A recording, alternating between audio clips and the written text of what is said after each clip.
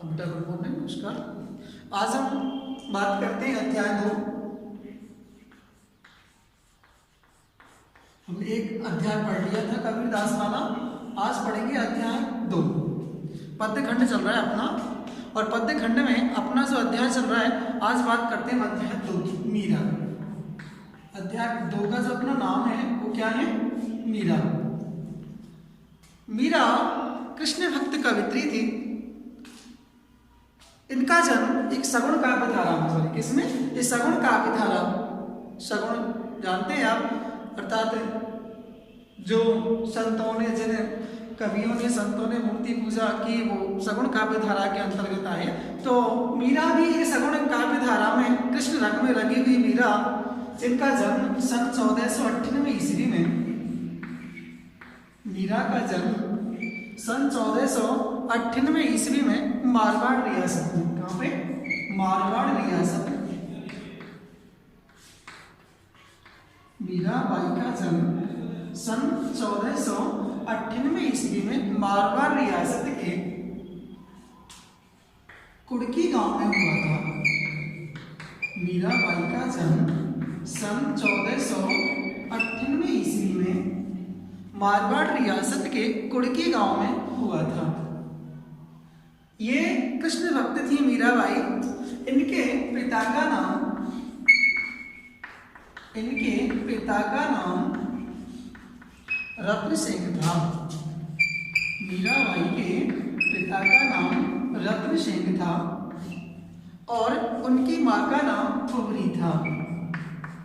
मीराबाई की माता का नाम वीर कुंवरी था।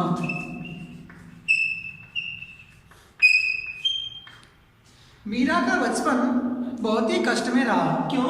क्योंकि 2 साल के बाद ही मीरा की मां वीर कुंवरी का देहांत हो गया। रत्न सिंह जी अधिकतर उनका समय युद्धों में गुजरता था, क्योंकि वो मुगल और राजपूत संघर्ष काल था। जब मीरा का जन्म हुआ उस समय राजपूत मुगल संघर्ष काल माना जाता है, क्योंकि उस समय मुगलों का आधिपत्य था। तो राजपूत और मुगलों में अधिकतर युद्ध हुआ करते थे। तो मीरा का जो बचपन था वो बड़ा ही संघर्ष में रहा। मां की मृत्यु के बाद में मीरा का जीवन बड़ा कष्ट में हो गया। उनके दादा अर्थात उनके जो पिता में थे, मीरा के पिता में रावदूदा, मीराबाई के जो पिता में थे या उनके जो दादाजी थे रावदूदा, वो अपने साथ मीरा को मेड़ता ले गए और वहीं पर इनका लालन पालन किया गया। रावदूदा जो थे, रावदूदा कृष्ण भक्त थे। मीराबाई के जो दादा थे वो कृष्ण भक्त थे, इसलिए मीरा पर बचपन से ही कृष्ण भक्ति का प्रभाव दिखने लगा। अर्थात मीरा भी कृष्ण भक्ति में लीन होने लगी। और मीरा के जो गुरु थे वो रैदास ही बने। मीरा के जो गुरु थे वो रैदास, ऐसा मीरा बताती है कि उनके गुरु का नाम रैदास था। और मीराबाई जो थी, इनका विवाह राणा सांगा के बड़े पुत्र भोजराज के साथ में हुआ। मीराबाई का विवाह राणा सांगा के पुत्र भोजराज के साथ में हुआ था। मीराबाई बचपन से ही कृष्ण को अपना पति मान चुकी थी, इसलिए सांसारिक मोह माया से वो विरक्त थी। भोजराज के साथ में विवाह होने के बावजूद भी मीरा ने कृष्ण को ही अपना पति माना। और जब भोजराज जी को ऐसा लगा कि मीरा कृष्ण को ही अपना सर्वस्व मानती है, तो उन्होंने ऐसा बताते कि दूसरा विवाह कर लिया था। 25 साल की जब मीरा की उम्र 25 वर्ष की थी, तब भोजराज जी युद्ध में वीर गति को प्राप्त हुए। उनके पिता, उनके ससुर राणा सांगा बाबर से युद्ध करते हुए वीर गति को प्राप्त हुए। तो इस प्रकार मीरा पर एक बहुत बड़ा आघात पहुंचा और उन्हें सांसारिक से विरक्ति हो गई, वैराग्य हो गया। और मीराबाई कृष्ण भक्ति में अत्यधिक लीन होती चली गई और वृंदावन आ गई। मीरा वहां से वृंदावन आ गई और वृंदावन में रहने लगी, कृष्ण पद गाने लगी। और वहीं पर वृंदावन में ही जीव गोस्वामी जी से मुलाकात मीरा की हुई, तुलसीदास जी से भी मुलाकात मीरा की हुई है। और मीरा कृष्ण पद गाने लगी। भोजराज जी की मृत्यु के बाद में राज परिवार ने उन पर भिन्न भिन्न प्रकार के कष्ट देना प्रारंभ किया। राणा ने उन्हें जहर भी दिया, सांप उन्हें मारने के लिए भेजा। तो मीराबाई कृष्ण भक्ति में और भी ज्यादा लीन होती चली गई, वृंदावन में रहने लगी। और वृंदावन में रहने के बाद में मीरा द्वारका पहुंच गई और द्वारका रणछोड़दास जी के मंदिर में रहने लगी। और वहीं पर रणछोड़दास जी के मंदिर में ही मीरा का सन 1546 ईस्वी में देहांत हुआ। सन 1546 ईस्वी में मीरा का देहांत रणछोड़दास जी के मंदिर द्वारका में हुआ था। जब मीरा की प्रसिद्धि बहुत ज्यादा फैलने लगी तो वहाँ के लोग, बेड़ता के लोग मीरा को अपने वहाँ लाने के लिए बार बार उससे उनसे कहती, लेकिन मीरा नहीं आई और कृष्ण भक्ति में अत्यधिक लीन होती चली गई। और सन 1546 ईस्वी में द्वारका में रणछोड़दास जी के मंदिर में मीरा ने अपने प्राण त्याग दिए। मीरा ने की जो रचनाएं थी, मीरा ने अनेक रचनाएं की, जिसमें नरसिंह जी रोमालो मीरा के द्वारा रचते हैं। नरसिंह जी रोमालो, गीत गोविंद टीका, गीत गोविंद टीका, नरसिंह जी रोमालो, फुटकर पद मीरा ने लिखे। फुटकर पद मीरा के द्वारा लिखे गए। उन्होंने राग सोरठ संग्रह भी किया, राग सोरठ संग्रह।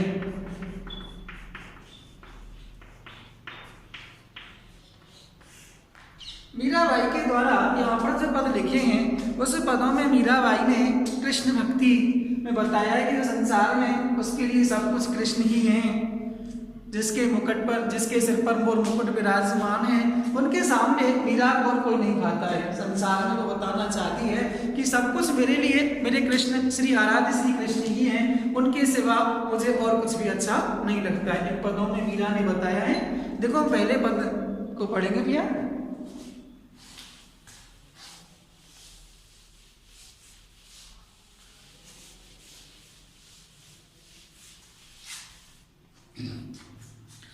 पहला ही पद है मीराबाई का, देखो।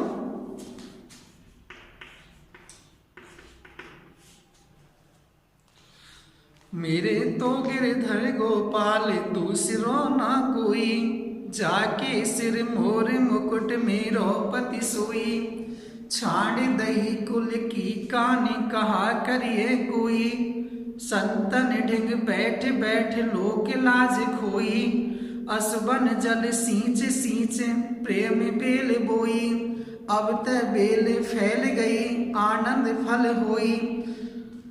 दूध की मथनिया बड़े प्रेम से बिलोई, दध मत कृत काढ़ लियो डार दही छोई। भगत देख राजी हुई जगत देख रोई, दासी मीरा लाल गिरधर तारो अब मोही। इस पद में मीराबाई बताना चाहती है कि मेरे तो गिरधर, गिरधर आप इसके कठिन शब्द देखते हैं। पहले गिरधर, गिरिधर का अर्थ हुआ गिरि पर्वत को धर माने धारण करने वाले, गोवर्धन पर्वत को धारण करने वाले, इसलिए तो पर्वत को धारण करने वाले।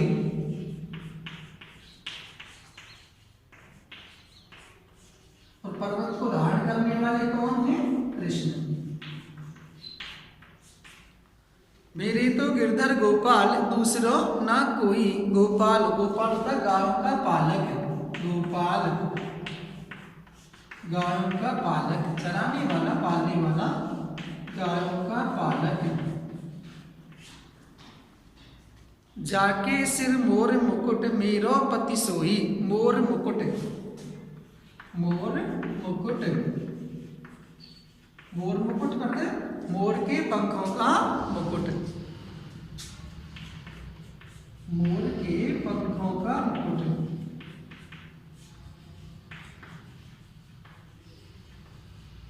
मोर के पंखों का मुकुट। छाड़ दई कुल की कान कहा करिए कोई। छाड़ माने छोड़ना, छाड़ का अर्थ क्या होगा? छोड़ना। छाड़ दई कुल की कान, कुल की कान माने परिवार की मर्यादा, कुल की कानी परिवार की मर्यादा।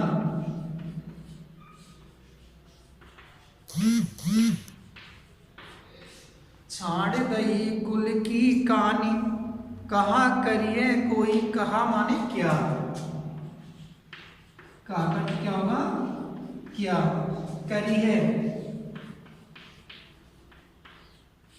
कहा करिए, करिए माने करेगा,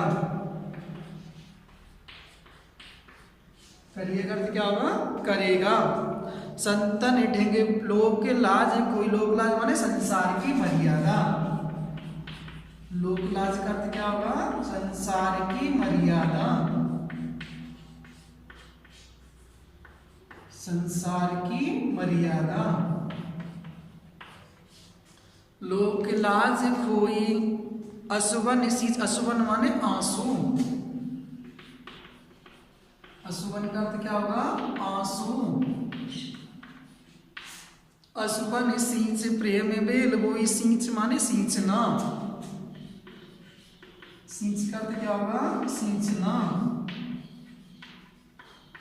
प्रेम बेल,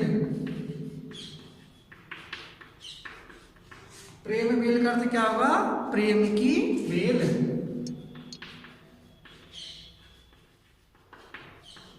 प्रेम की बेल। बोई माने आनंद, माने आनंद, आनंद का अर्थ क्या होगा आनंद, आनंद, आनंद। सुबह सींच प्रेम बेल बोई आनंद, मथनिया माने रई, मथनी वाला मथनिया, दूध को चलाने का जो उपकरण होता है उसको क्या कहा जाता है मथनिया, रई बोल देते हैं उसको रई, मथनिया, मथनिया। बिलोई मान होता है मथना, बिलोई मथी, बिलोई, बिलोई का अर्थ क्या होगा मथी, बिलोई। दधि मध्य कृत्य काढ़ लियो, दधि माने दही, दधि माने दही,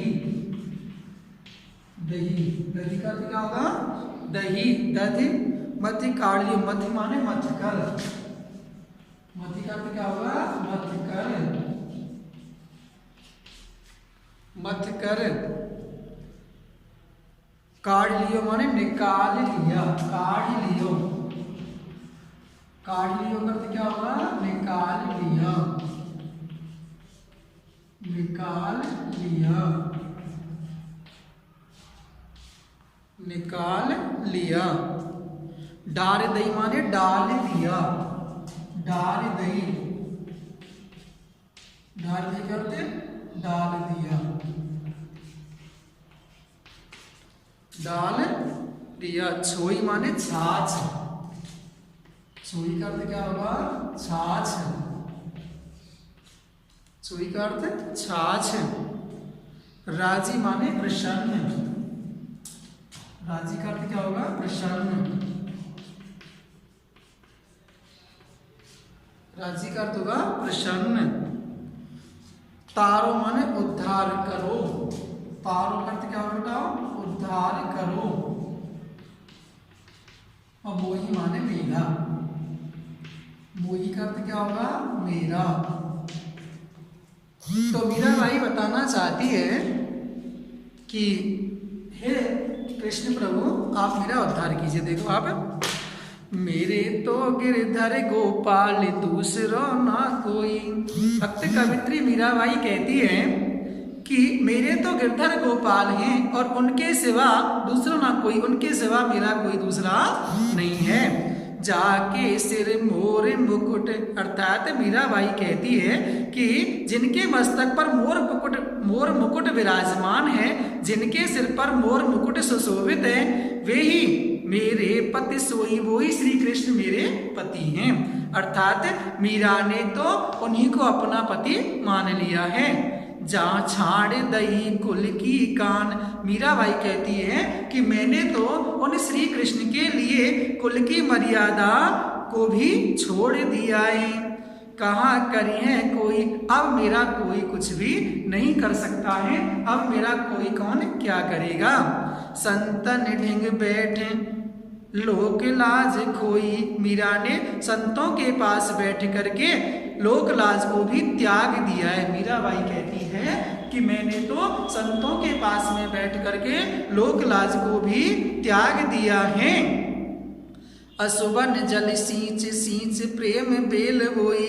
मैंने अपने प्रेम बेल को आंसुओं से सींच सींच करके पुष्ट कर लिया है, अर्थात मैंने तो अपने आंसुओं से प्रेम रूपी बेल को सींच लिया है। अब तो बेल फैल गई आनंद फल होई। मीराबाई कहती है कि वह बेल, अब प्रेम रूपी जो बेल है वो फैल गई है और उसमें से पुष्प खिलने लगे हैं और आनंद रूपी फल उसमें आने लगा है। दूध की मथनियाँ बड़े प्रेम से बिलोई। मीराबाई कहती है कि मैंने दूध जमाने वाले पात्र को बड़े प्रेम से बिलोया है, उसमें से दही को मथ करके कृष्ण प्रेम रूपी दही निकाल लिया है और निस्सार रूपी छाछ को फेंक दिया, अर्थात छाछ रूपी जो निस्सार वस्तु है उसको मैंने छोड़ दिया है। अर्थात मीराबाई कहती है कि इस संसार में जो काम की वस्तु नहीं है उस काम की वस्तु को मैंने त्याग दिया है, अर्थात संसार की निस्सार वस्तुओं का मैंने त्याग कर दिया है। भगत देख राजी हुई जगत देख रोई। मीराबाई इस संसार में, अर्थात जब वह संतों के साथ में मिलती है, जब वह कृष्ण भक्त को देखती है तो मीराबाई अत्यंत प्रसन्न होती है, परंतु जब उसे इस संसार की तरफ देखती है, संसार को जब वो देखती है कि संसार के लोग भिन्न भिन्न प्रकार के मोह माया में व्यसनों में लिप्त हैं, तब उसे रोना आता है, वो बड़ी दुखी होती है। दासी मीरा लाल गिरधर तारो अब मोही। मीराबाई कहती है कि हे प्रभु, हे गिरधर, हे श्री कृष्ण, मैं तो आपकी दासी हूँ, आप मुझे तार दीजिए, मेरा उद्धार कर दीजिए। तो मीराबाई यहाँ पे बताना चाहती है कि हे प्रभु, मैं तो आपकी दासी हूँ, आप मुझे तार दीजिए। देखो इस पद में मीरा ने राजस्थानी ब्रज भाषा का प्रयोग किया है। कौन सी भाषा आई है इसमें? राजस्थानी ब्रज भाषा का प्रयोग मीरा के पदों में देखने को मिलता है। राजस्थानी ब्रज भाषा, मीरा के पदों में राजस्थानी ब्रज भाषा का प्रयोग हुआ है। मीराबाई ने अपने पदों में राजस्थानी ब्रज भाषा का प्रयोग किया है। इसमें माधुर्य गुण, इन पदों में माधुर्य गुण और भक्ति रस का प्रयोग हुआ है। माधुर्य गुण और भक्ति रस का प्रयोग मीरा के पदों में देखने को मिलता है। लक्षणा शब्द शक्ति का भी प्रयोग हुआ है, क्योंकि उसने अपने स्वयं के लक्षण प्रकट किए हैं, इसलिए लक्षणा शब्द शक्ति का प्रयोग भी मीरा के द्वारा अपने पदों में किया गया है। अनुप्रास अलंकार का प्रयोग इन पदों में किया गया है। बैठ बैठ सींच सींच में पुनरुक्ति प्रकाश अलंकार का प्रयोग हुआ है। बैठी बैठ, बैठी बैठ सींच सींच में पुनरुक्ति प्रकाश अलंकार का प्रयोग हुआ है। पुनरुक्ति प्रकाश का अलंकार हुआ है।